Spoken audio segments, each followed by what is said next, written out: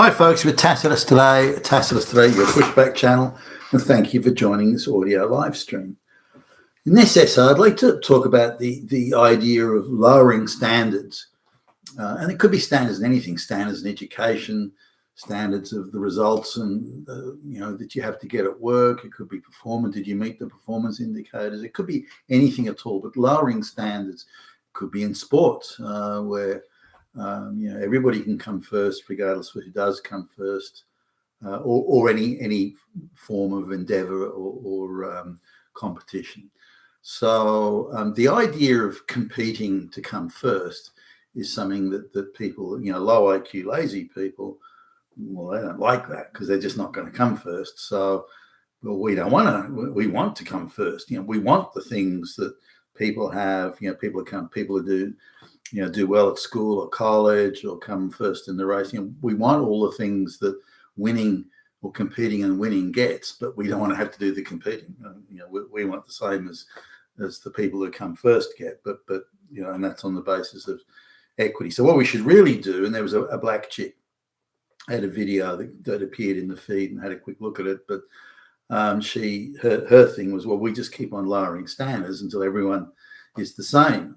This idea of people having, people coming first and, last and so on, that's unfair because we, the black population, suffer disproportionately because of that.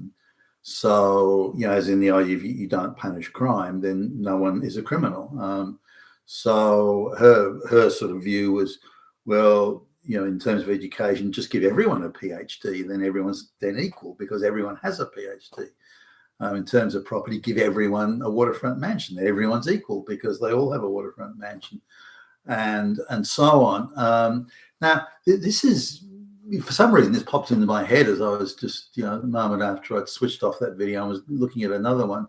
I thought, hold on a minute. Now, I remember this at school. So I'm talking like third, fourth year high school, somewhere around there. And everybody was encouraged to participate in sports. It doesn't mean you'd all come first, but you're encouraged to participate. Now, the idea was that if you didn't come first, you could still point to an accomplishment or achievement if you improved your situation. So say it took you, a minute to complete the race. If you ended up sort of taking 45 seconds because you worked, you exercised, you trained or something, 45 seconds, even if you weren't an athletic person, if you did a better result and you tried and you strived and you made an effort and that was just as important as coming first, that you would make that effort to improve. And I agree with that then, as I agree with it today. The effort to improve is important. Okay, you don't come first, but that's not. Now, I accept that there are areas that I'm good at. I was a pretty fast runner, I suppose, but I was never that good at say, I don't know, football. So say football. There were kids that could somehow just read the game, where the ball was going to be next, and they had I was a pretty scrawny kid at that age, but they had that ability to read the game and start moving into position, and I didn't have. So I knew I was never going to be a champion footballer. Now, I could work hard and train hard and turn up for training every day, and I would be kind of good enough to make the team, but only just. So I had no natural talent at that. The same could be said for music. If I worked hard and busted my ass playing the piano, I could be all right, but I never was going to be a concert pianist or something like that. But there were kids who just had a natural talent for that stuff. I wasn't one of them. They just had that natural ability, and I had to bust my ass to be even half as good as them, given there. So I accepted there were things that I would come first at, things that I wouldn't come first at, things that I would come in the top four type thing. But I just accepted that was it. But if I wanted to change my circumstances, I just had to work harder, and I accepted that. I didn't dispute that. Did I always like the idea of having to work harder? Well, not necessarily, but I knew that's what I had to do.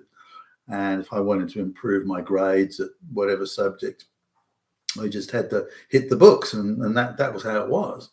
If I wanted to improve my sports performance, then I had to train harder and more often, and so on. Now, there are people around who never accepted that. in the day. Most people, well, most people did, but plenty of people did. The people who had a natural propensity for conscientious and diligent, studious type behaviour at school, they were fine with that because they were naturally gravitating towards the work that would deliver them, the first place. Same with athletes. Some of these kids were just naturally athletic. They had great reflexes, and they were naturally sort of, they just had the right sort of shape and size bodies for doing whatever the sport was. But anyway, I remember, for some reason, I remember particular this running race. Now, this is a sprint, so it's a 100-metre sprint. I think it was a 100-metre sprint. And the kid who came first did it in, I can't remember the exact time. I remember it was 11 seconds, 11 point something seconds. This kid went on, by the way, to compete in regional tournaments and so on. But there was this pudgy, uncoordinated kid that I think he would have had other medical problems. I can't believe it was just, but this guy couldn't do a lick of exercise live. He's spending more time eating donuts and so on than he was doing any exercise. I don't think the kid did any exercise ever. But at sports, you had to sort of participate. And I think he did the 100 meters in 18 seconds. So there's a difference of 6+ seconds between the kid who came last, which is him, and the kid who came first. That means he'd only covered something in the order of, by the time the guy who came first was across the finishing line, this pudgy, uncoordinated kid had maybe only done 50 or 60 meters. Now, when the kids who came, or the kid who came first, he was part of a cluster. I was one of the ones that was in that cluster, where the difference between first, and second, third, fourth, fifth was maybe a second. The cluster was that tight. But then you had this kid, or maybe one other that was slower, but you had this kid doing it in 18 seconds. Now, 6 seconds in a running race, a sprinting race, is an eternity. And so now this kid wasn't happy having to compete, but one of the girls and boys used to compete in different categories then. I suppose they still do. I don't know. One of the girls, who, by the way, later on became a lesbian activist, so interesting that she piped up. But she suggested, well, why don't we just it's not fair that someone has to come last.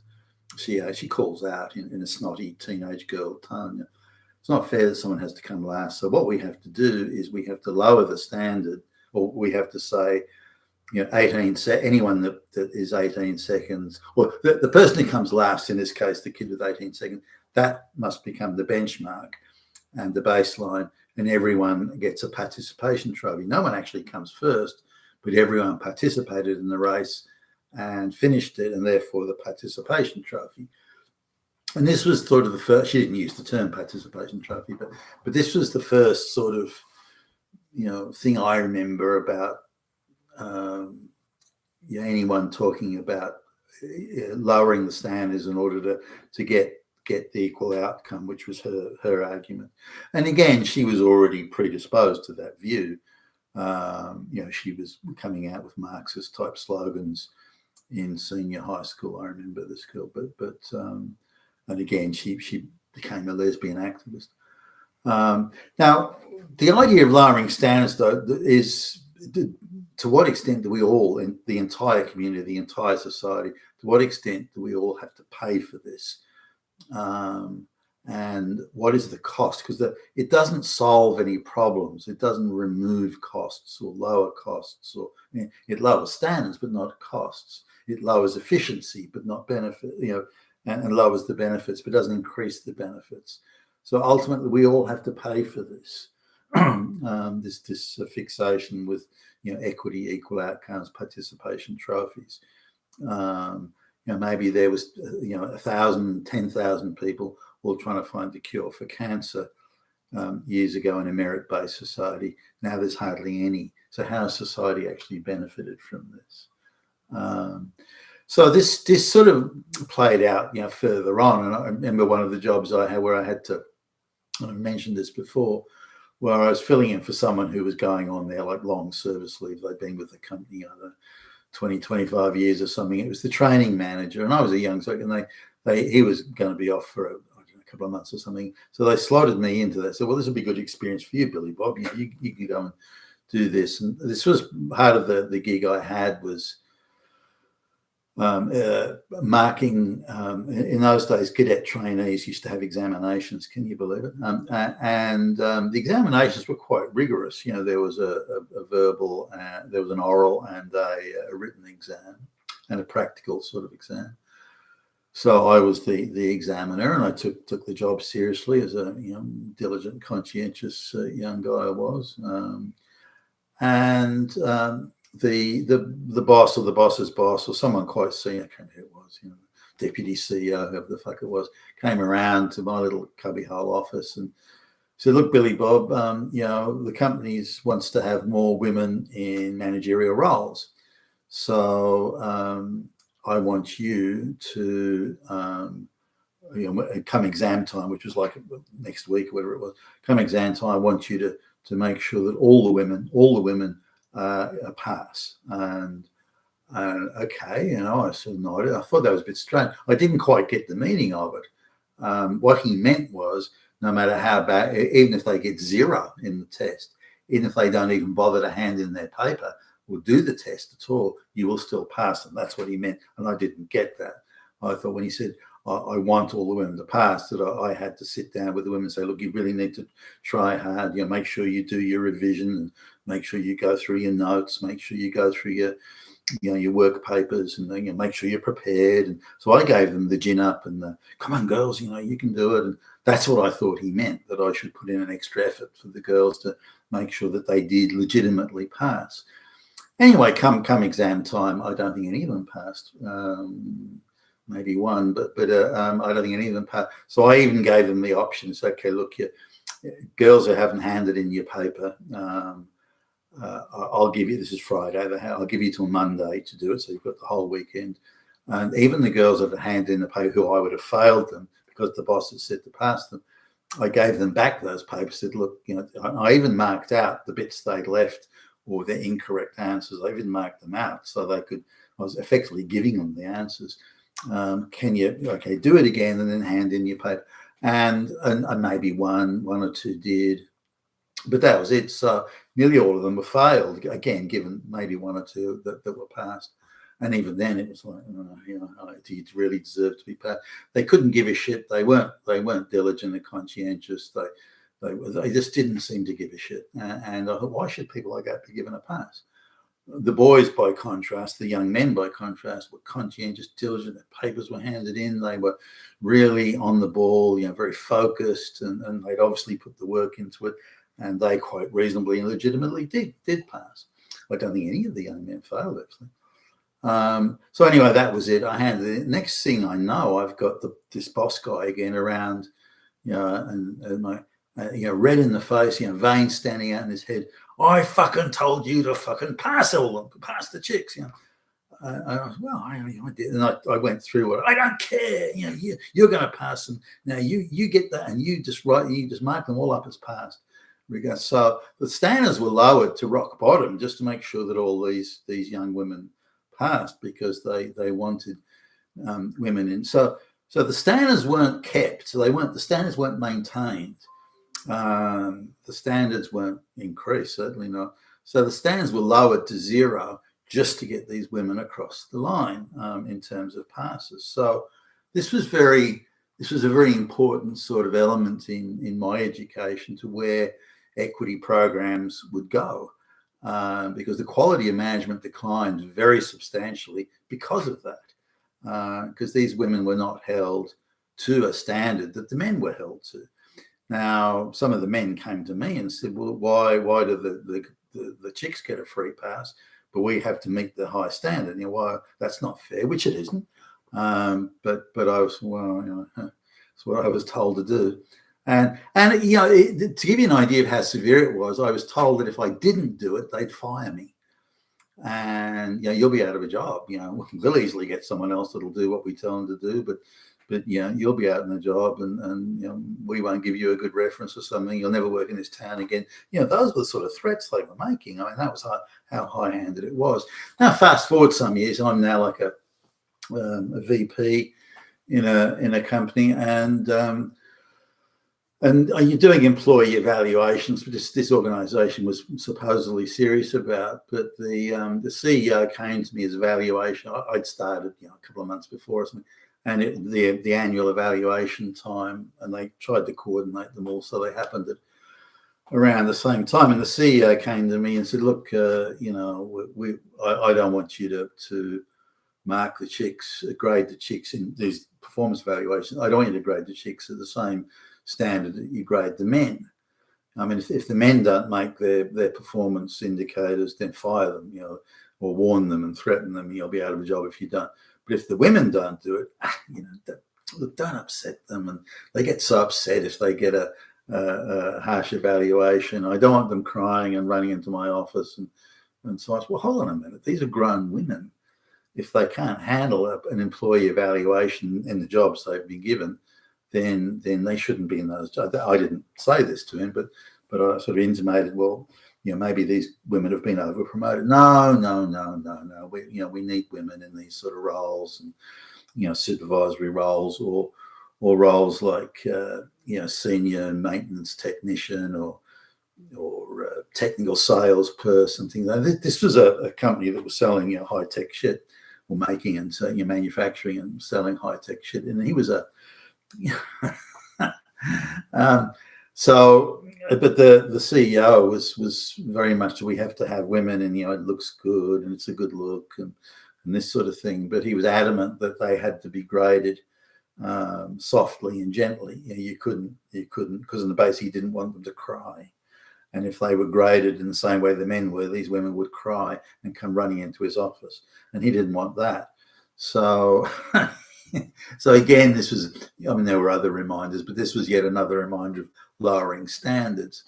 So there were when the employee evaluations were there, men might argue with me about, hey, that's a bit harsh, Billy Bob. I actually did do a good job on that, and then we maybe haggle a bit over it, and so there was the to and fro, and we didn't always see. Sometimes it got, I would rate it. Sometimes it became a little heated, even when they would insist that hey, you can't say that I didn't do this or that I did, and only because my direct boss was stuffing me around. You could have the to and fro, and again, sometimes it did get quite heated. Not often, but sometimes. But with the girls, the young women, they were in their 30s. It was invariably a drama that they couldn't. Not one of them could accept being evaluated. Not one of them. And so they took the view, if I, like my husband, my boyfriend, my father, my brother, I can emotionally control them within a setting, and I can sort of find ways of getting back at them if they don't do what I want. But you're the independent boss. I've got no relationship with you, as in a family relationship. Therefore, I can't emotionally control you. Now, if I could emotionally control you, you wouldn't give me a harsh evaluation, or even a realistic one, or an honest one, because of the emotional control I would have over you. This is the girl's point of view. But because you are independent, and I have no emotional control, then you're going to make an independent evaluation of my work. And that terrifies me, scares me shitless. This is what's going through the woman's mind. So they would come and sit down, and these were the days of filing cabinets. So I would turn around to get the file out, and then the voice behind me, the woman sitting down, voice went, "So you hate me. I know you hate me, and you're just going to give me a horrible evaluation because you hate me so much. I know you do. I know you hate me." No, I wouldn't take that. I'd turn around, "What are you talking about? You'll be evaluated just the same as everyone else." And then the terror would really set in. I don't want to be evaluated the same way as you evaluate the men. You have to evaluate me, more softly and gently. You have to cut me slack. You have to allow me to be a much lesser performer than they are. And why not? Because I'm a girl. I'll cry if you don't do, this sort of thing. And even some threatened to cry if they didn't get what they want. So I said, no, I'm not having that. So the girls left. They quit. Well, I'm not staying in a job where I get measured and evaluated in the same way as the men do. You have to give me a softer. And I took a lot of heat from the CEO on that. Why are all these girls leaving? I'm going to make it your job, Billy Bob, to make sure that they stay. And so I had to go through sometimes, the humiliating, the degrading sort of situation of having to take these women who were leaving, take them out to lunch, and then beg them to stay. That was the CEO's idea. And now, none of them were any good though. None of them were hardworking. The only one that I would have thought would have been half. I'm thinking back here, it would have been, yeah, she's probably worth keeping. But she was really suited for a big corporate which had lots of feminist policies and feminist HR policy. Now this company maybe had 300 people in it. She should have gone and worked in a company that had 3,000 people in it, because then hopeless, useless women and daycare jobs for women are abound in those places, but they're not in smaller companies, or not then anyway. Smaller competitive businesses in particular. So, but there's not one of them that I'd have kept. And there were women in the marketing department, and who again reported to me, or I was the guy doing their evaluation. None of them I'd have kept. They were all fucking useless. Some of them were just low IQ, but they were lazy. They would arrive late. They would leave early. They would spend their time on the phone organising their social calendar. And when it came to the real hard work, they would somehow make themselves absent, or they would come to me and say, "Oh, look, I'd like to form." This chick in marketing comes to me and says she wants to form a working committee of people to decide, because there should be inclusion and they should have everyone's point of view included. And I, well, why would you want to do that? You're the marketing person responsible for that project. Why would you? Oh, just so it's. I remember the first time it was pitched at me, and she and I. Oh, okay. Then if you want to do that, you still have to meet the deadline of the end of the week after next or so, or the end of the month. You still got to meet that. But if that's what you want to do, I guess I don't mind. And that was her escape clause. And women try that often. That let's form a committee and all girls together. And the committee she formed was all girls. And then I realised at that point I got suckered by her request. So it's all a bunch of girls gossiping together and pretending to be important and to pretending to be dealing with the big issues, but in fact doing just diffusing the responsibility. And so when the marketing thing all sort of fell over and was a heap of shit, and then, it wasn't me. I got the committee. We all contributed. It was everyone else's fault, not just mine. And that was also very much a thing.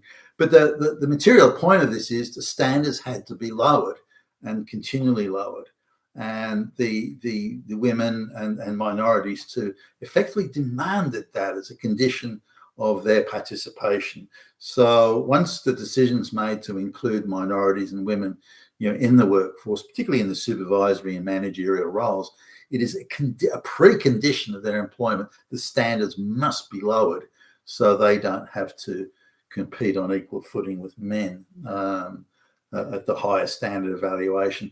Now, this is ultimately, we're seeing it all around us now, this is the price that we pay as a society and a community, as a nation, that when we start dropping the standards, as we have, and this been encouraged and condoned by the globalist cabal, then we all end up paying for this through reduced standards of living, which we're seeing, of course, all around us now.